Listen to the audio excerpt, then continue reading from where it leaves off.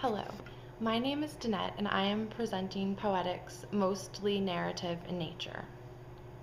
Institutionalized favoritism. Within a house, the privileged never have to know. They sleep silently and with warmth. I sleep with a knife in my pants. Well, I try to. I forget it's there and I stab myself. Because before you are flat, you bend, and well, I hurt myself trying to lie down. My choice. To continue to be held down in a game I cannot win. I am no favorite. I am the wind. Gone. Formal yelling. Formal is where I reside, where I prefer, where I like, where I love and live with my socks always on. Well, until they're off. Where I have to knock before entering to be myself. And I will say please and thank you so many times, and sorry.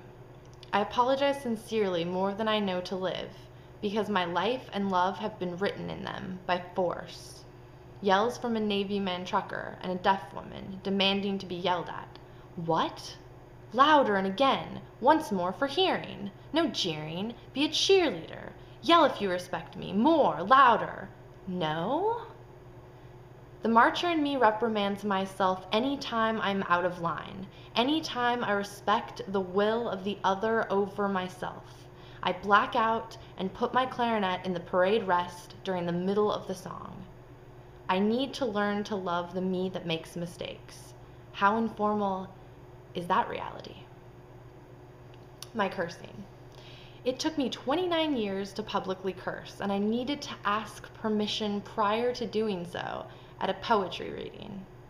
It seems as though a year of time does odd things to me.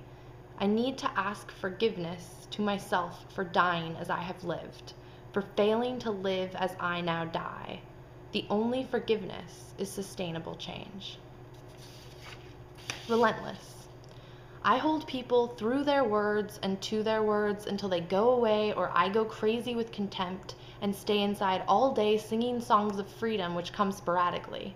I scold people when I feel I am at my best, and I never feel guilty unless I am made to feel wrong for being right, for being patient yet intolerant of bigotry and ignorance.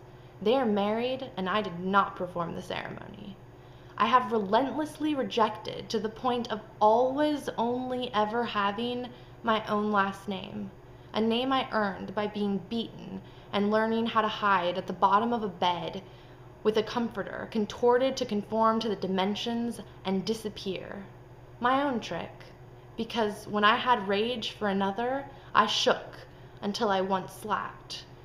The can of SpaghettiOs would never make contact with a head, and my heart would soon lose interest in them. Knock, knock.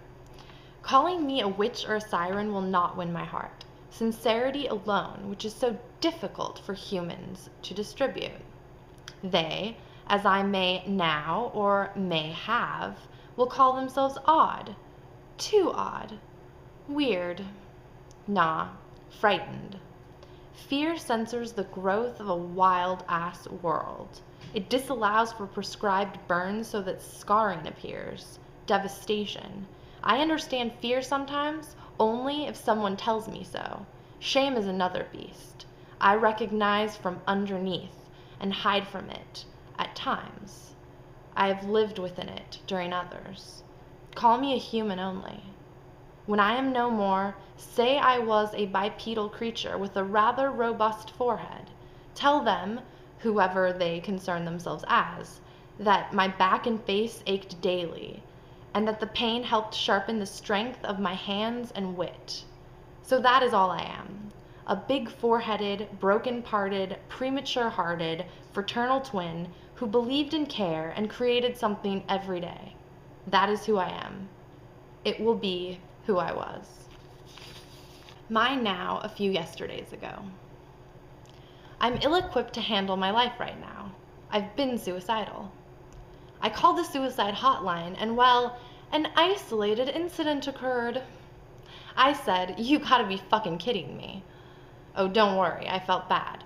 and I was informed via an automated voice message that I could have charges pressed against me. A white woman reassured me she could relate exactly to what I was going through. That shit made me want to live.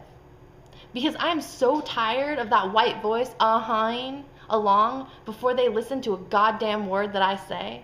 I can assure you, we are quite different, white girl common name number 22. I can assure you, our world has prepared me for your existence based upon your voice alone. And well, nothing in our world has prepared you for me. They don't show that kind of neglect commonly upon TV. They don't show me. So tell me again you respect animals as I. Define animism for me. Do tell me of the assumptions that I make, because you recognize so freely. You are white and full of them, allowed to be. I am white on a reservation. Look up that data. I consider my spirit red. Uh-oh. That data is depressing. Do I need to educate the hotline about tribal suicide rates? 70% higher. Hi to her. I am alive because that damned hotline pissed me the fuck off. I am alive because I want to help others not want to die. I am alive and I still suffer with sadness, but I hope to succeed. I am alive and I hope to help others live and not die. I am alive only because I have a story to tell. I am alive, but I haven't lived much. I've been afraid of expressing myself because everyone says they understand and no one listens. Listen to my story. Listen to my words. There's horror and it's gory.